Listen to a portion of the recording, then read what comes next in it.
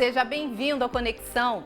A concentração de mais de 80 milhões de pessoas nos centros urbanos entre as décadas de 1940 e 1980 mudou a forma como olhamos e pensamos as cidades brasileiras.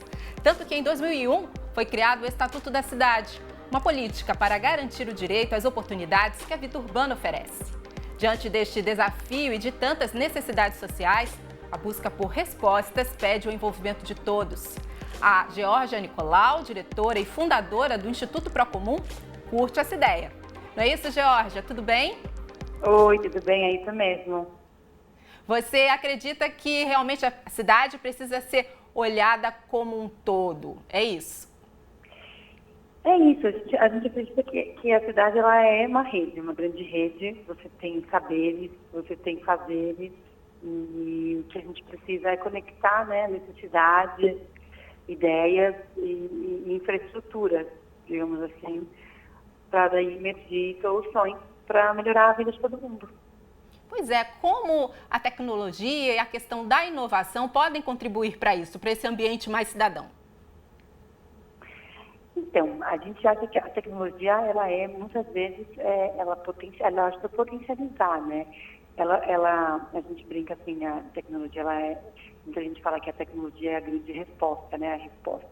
Mas aí a gente pensa assim, qual que é a pergunta, né? Então, acho que a gente tem que saber fazer as perguntas certas e aí, com certeza, a tecnologia ela pode ajudar tanto a dar escala, como a transformar uma ideia em realidade, mas ela vem depois, né? Primeiro vem a necessidade, o problema, a pergunta, as pessoas, os desejos, e aí a gente pensa, né? E quando a gente fala tecnologia, às vezes pode ser uma tecnologia ancestral, pode ser uma tecnologia social, não necessariamente ela é um aplicativo, ou ela né? Não é algo palpável, né? Não exato, necessariamente. Às vezes não é, às vezes é só uma técnica, né? Que a gente precisa só um novo saber. Tá, e você falou ainda há pouco que é preciso pensar na pessoa primeiro. Realmente, às vezes falta infraestrutura, às vezes não. Para muitos brasileiros ainda falta infraestrutura, esgoto, água, por exemplo, né? Esse é o básico. Exatamente. É o básico, não é?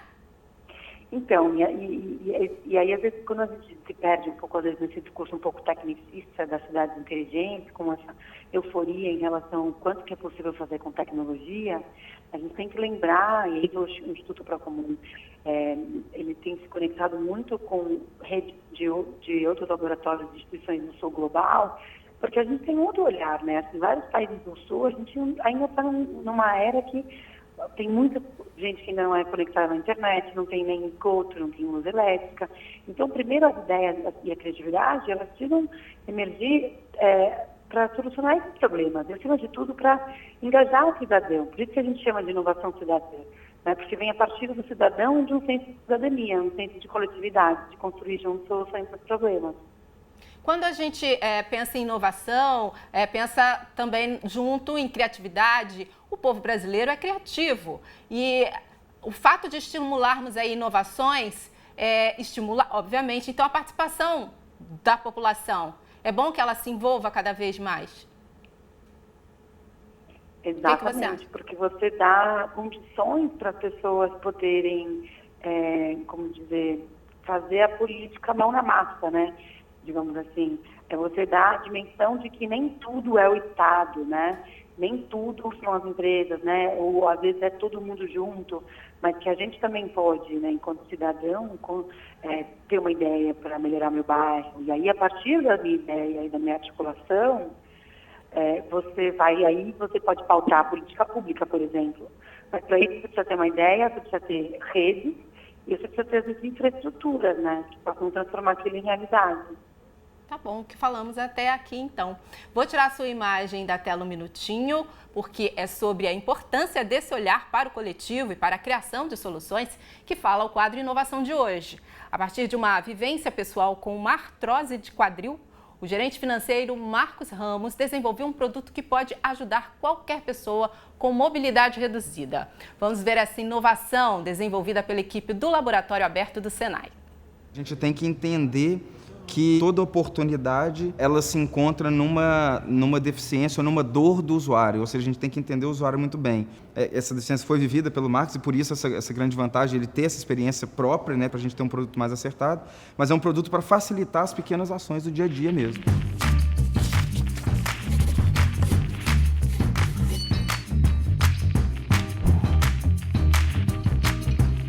Há muitos anos atrás, eu fui acometido por uma artrose de quadril. Tive muita dificuldade de flexão do tronco.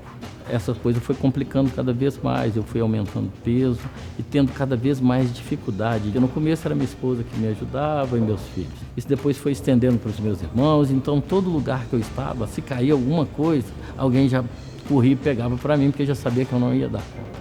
E isso era um desconforto muito grande para mim. O produto ele é um produto multiuso, ele funciona como calçador de meia, um pesca-objeto e também uma calçadeira para pessoas que não podem, temporariamente ou permanentemente, não podem abaixar, não podem fazer uma flexão de tronco. Aí eu comecei com um cabide de roupa, aí eu utilizei da ajuda do meu cunhado, que aos poucos ele foi fazendo esse trabalho numa serralheria para mim. Eu ia falando, faz essa peça desse jeito para mim. E ele foi fazendo esse trabalho artesanal à medida que eu ia tendo uma necessidade. E com isso eu fui aprimorando o projeto, até chegar no ponto atual em que eu consegui calçar a meia com esse protótipo.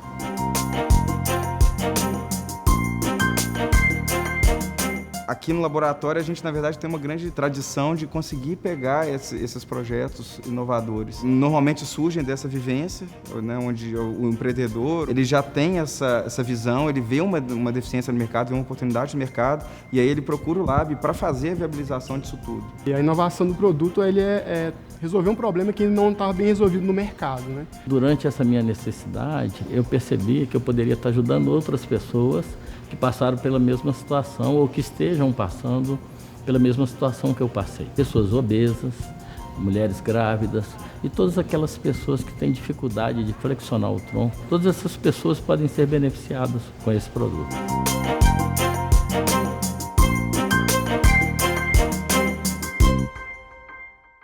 Jorge, é bom que iniciativas como essa cheguem o mais rápido possível ao público, né? Que todos tenham acesso. Isso, é muito legal, na verdade. E para você ver a importância também da gente ter esses espaços que acolham ideias, né? Quer dizer, assim como esse laboratório está aí, o laboratório científico que a gente está criando na Baixada, é um pouco essa ideia de você ter um lugar onde as pessoas possam ir e encontrar, porque você vê que ele teve a ideia, mas ele contou com o cunhado, depois ele foi para o laboratório, quer dizer, a gente não cria coisa sozinho. Então a gente precisa de pessoas, ideias, mas também de lugares, né? E espaços onde a criatividade possa se transformar em realidade. Muito legal. E pelo Procomum, vocês já localizaram outros talentos como o Marcos, não já? Com certeza, vários. Quer dar algum exemplo?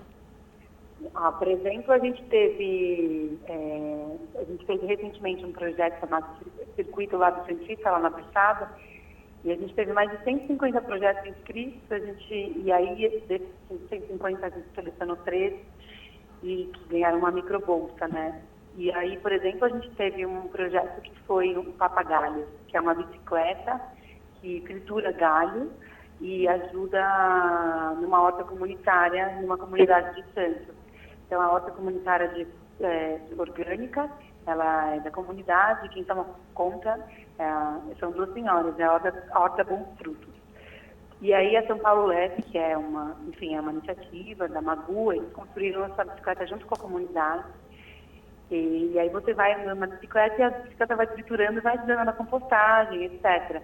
E aí todo o processo de construção conjunta foi super interessante. E aí quem fez grande parte do trabalho foi um senhor da comunidade, que era mecânico aposentado.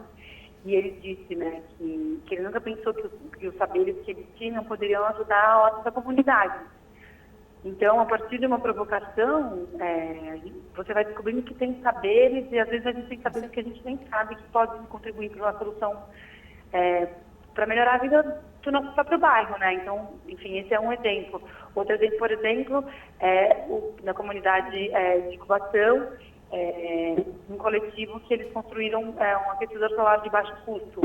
Então, com menos de R$100, com materiais que você consegue encontrar facilmente na papelaria ou mesmo no lixo, você consegue construir um aquecedor solar. Que bacana. No coletivo Novo Paraíso. Então, enfim, assim como esse, tem mais um monte que eu poderia te contar de como, às vezes, é uma questão de ter a ideia conectada com a necessidade e experimentar. Porque também esses experimentos, eles só funcionam porque você vai experimentando, errando e melhorando, né? É isso aí, vai aprimorando. Georgia, olha, muito obrigada por trocar essas ideias, contar esses exemplos. Quem sabe a gente não estimula alguém na sua cidade, na sua comunidade, a também buscar novos talentos ou a criar. Muito obrigada por participar do Conexão. Obrigada a vocês, gente. Até mais. Um abraço. Um abraço. No próximo bloco, nós vamos falar sobre cuidados com a tireoide. Existe até uma semana internacional de conscientização sobre a importância dessa glândula. Não perca o nosso bate-papo. Já, já.